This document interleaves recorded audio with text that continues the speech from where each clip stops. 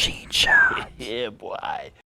What's going on, guys? Welcome back to good old Outward. So this is the Boy Scout build. The idea was to be as prepared as possible for any particular situation. Have high physical and elemental defense to take hits and still be okay. Have incredible damage from totems that cut through enemy defenses and shoot guns to control every battle. You will have a little bit of something for every enemy, no matter what you're fighting, all while having enough speed to outrun enemies and reposition yourself appropriately. This is the prepared Boy Scout build.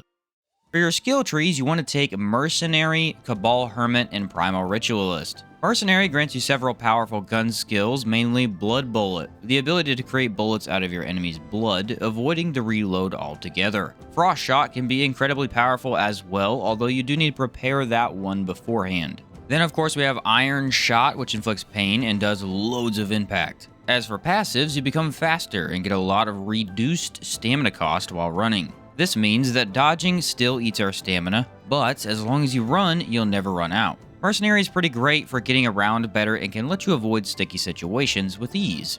Cabal Hermit we need for the breakthrough. This will improve the defensive and offensive buffs offered by Rage, Discipline, and any elemental boon. We need the elemental boons to protect us as our armor does not have much in the elemental department. The Rage, however, is the buff that you should be focusing on here. Increases impact dealt by all attacks. Pistols already have really amazing impact. Increasing that can let you stagger even endgame enemies with just a single shot. With your speed, you can shoot and rush into melee, while the enemy continues to regain its footing, leading to them falling over while you keep on swinging. You also get to take the Wind Sigil. I didn't use this even once when playing the build, as it's not my preferred way to play with guns. However, since we do weaken enemies to lightning damage by 50%, the Wind Sigil would give you a very strong amount of lightning bullets when inside the circle. Great for Scourge enemies, that's for sure. Lastly, we have the Primal Ritualist skill tree. What to even say about this guy? It's probably the borderline cheat code of Outward, providing a wall that blocks all projectiles from hitting you, dealing damage when you hit them over and over, and granting much higher defense. Overall, you're going to get 12 barrier and 5 extra protection when inside the 2 circles, making you nearly immune to several different attacks that enemies can hit you with. The passive lets you use both totems at the same time, and the Nurturing Echo regens all of your health, stamina, and mana once you end battle and use this. This skill tree alone is the best way to be prepared for any battle. Even hordes of enemies can be defeated by running around just long enough to hit both and repeat. Each also inflicts a Hex, which will reduce enemies' defense to lightning and ethereal damage by 25%. So, you're getting amazing elemental damage on a build that didn't really build super into it. All in all, the skill trees give you 2 great sources of range damage, one for physical and one for elemental. Your defense will be enough to survive easily, and the speed helps you outmaneuver enemies in battle and run away to regroup. Lastly, you have Blood Bullet for when things do get a bit hairy and you need to heal most of your health in an instant. I didn't think these 3 skill trees would work well together, but honestly they took on everything really well. Just move to the side of your totems when firing the pistol, as it doesn't go through them and can waste a shot that way. As for armor, you want the Master Desert Veil, Pilgrim Armor, and Master Trader Boots. The Master Trader Veil will require legacy chesting the Elite Desert Veil, but trust me, it's well worth it. This item provides an okay amount of resistance with negative 15% mana cost, negative 3 stamina cost, and plus 5% movement speed. All around positive stats that keep you moving in combat, and the mana allows you to reload your guns with magic consistently. Enchant it with the Aegis enchant for 1 extra protection, and you get some decent physical defense from it as well. I will admit the Pilgrim Armor chestplate isn't super easy to get, being from arena boss materials, but it is a really nice piece of equipment.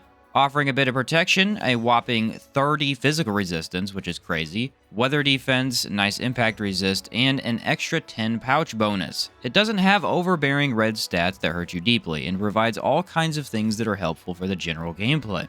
Since guns require lots of bullets and both the totems weigh 6 each, you get a lot out of that extra pouch space. Enchant it with Aegis as well for 2 additional protection. This item is extremely good at protecting you from physical damage. I was quite surprised how little health I would lose from even tougher enemies.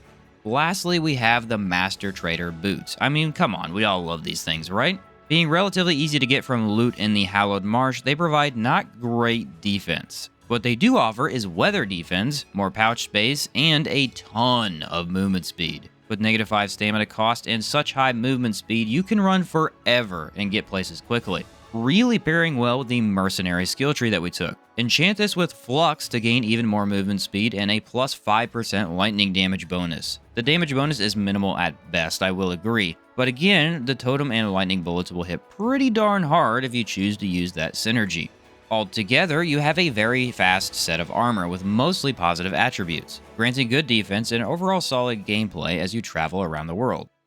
As for weapons, you will definitely want to get a few guns, the 2 totems, and then a sword. Now, the sword I chose was the Savage Sword. This requires you to legacy chest the Fang Sword and isn't all that great when looking at its stats. However, you can enchant this with something called Favorable Wind, increasing its attack speed from 1.1 to 1.2 and converting some of its damage to ethereal. You're only going to get about 5 ethereal damage per hit, but because it has such a fast attack speed, the sword feels very solid. Debuff your enemies using elemental vulnerability and the totems, and now it's going to hit really hard. My idea was to get something that would hit the totems very quickly and with ease. This does the trick and can still block enough hits to keep you from getting laid out. Ideally, you'll apply a rag or a varnish and then circle the enemy around both totems, attacking them with the sword while activating the waves at the same time. Leads to some pretty nasty damage once the totems get built up. As for guns, I went with 4 of them. Of course, this is going to be harder to upkeep, but as long as you remember to collect iron often and reload them before the next battle, you should be ready with top-notch impact and physical damage. The Chimera Pistol is a must as it inflicts elemental vulnerability. The Cannon Pistol inflicts confusion so that you can stagger enemies twice as fast. The Obsidian Pistol is actually very powerful here as it applies burning, which you can then turn into Holy Blaze from the Sky Chimes. Hit the totems around 5 to 6 times, and if the enemy is burning or then starts to burn, it will turn into overtime lightning damage. Extremely strong and excellent against enemies in Caldera especially.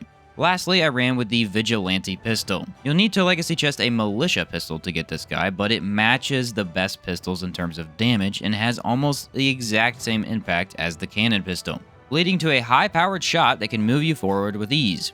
Also, since it does offer 2 protection to the player when equipped, you can swap to it after using all your bullets and still gain a lot of benefits from using it for your melee combat. I could see some people switching this one out, but it's a great option that also looks nice with the build, at least I think so.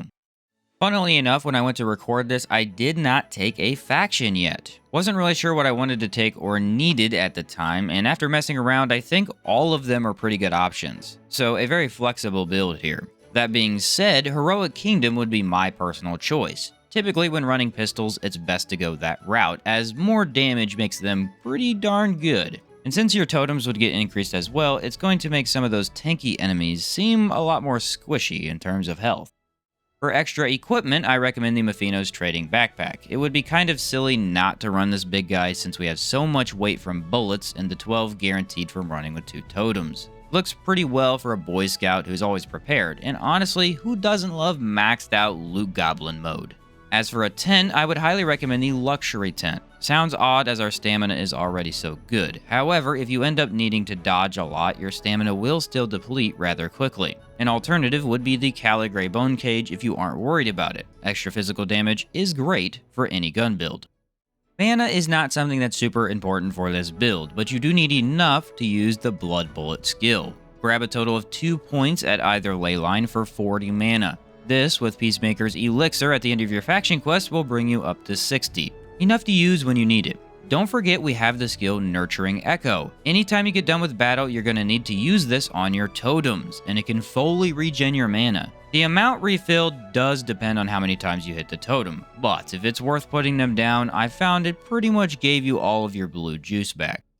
So in the end, how do you go about using the build for, say, a challenging boss or roaming enemy?